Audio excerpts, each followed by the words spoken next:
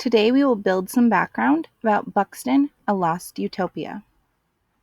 If you have your background essay with you, feel free to follow along as I go through the slides. Most early Iowa settlers lived on farms. Some, however, were merchants, lawyers, doctors, newspaper publishers, ministers, or craftsmen who lived in the new towns springing up across the prairie. Not all the towns survived.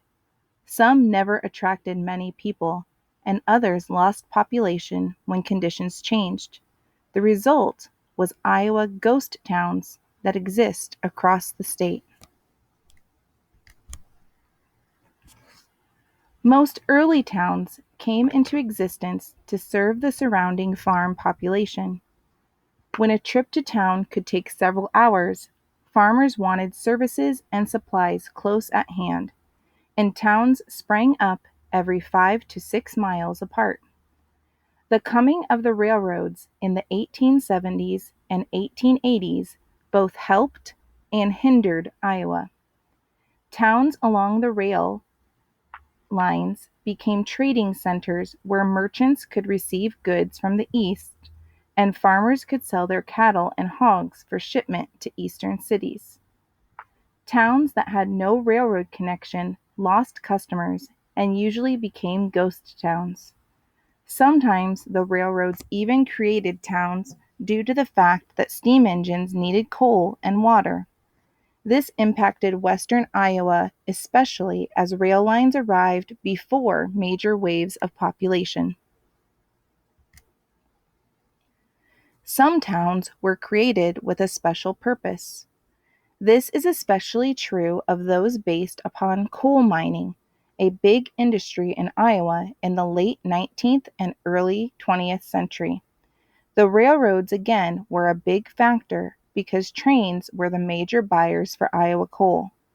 Many small coal mines sprang up in southeastern and central Iowa. Miners and their families occupied cheap housing nearby, and the rail companies sometimes operated general stores and other services for their workers. When the coal ran out in the mine closed and the miners moved away, creating another Iowa ghost town.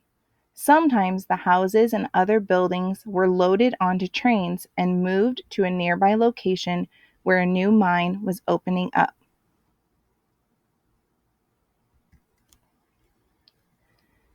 The town of Buxton in southeastern Iowa was unique in that a majority of its residents were African American.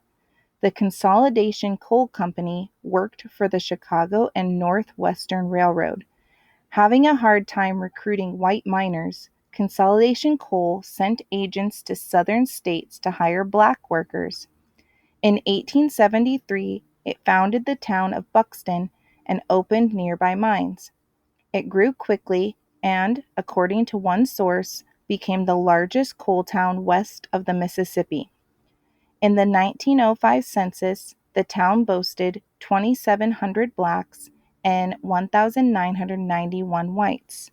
The town supported black doctors, lawyers, and other professionals, and an African American YMCA with a gymnasium, an indoor swimming pool, and many programs for Buxton residents.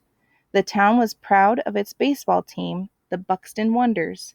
White residents included immigrants from Sweden and elsewhere, and they existed peacefully with the African Americans throughout the community's history.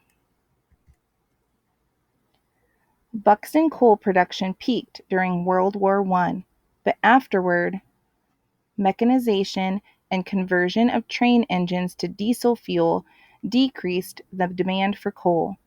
Several severe fires ravaged the community and the mines. By 1919, Buxton's population had declined to only 400. The last mine closed in 1927. Residents moved away but fondly remembered their Buxton days. Many blacks moved to Des Moines or Waterloo. Very little physical evidence of the town remains today. There have been many articles and several books written about this unique African American experience in rural Iowa. While it is only one of Iowa's many ghost towns, it is probably the most famous.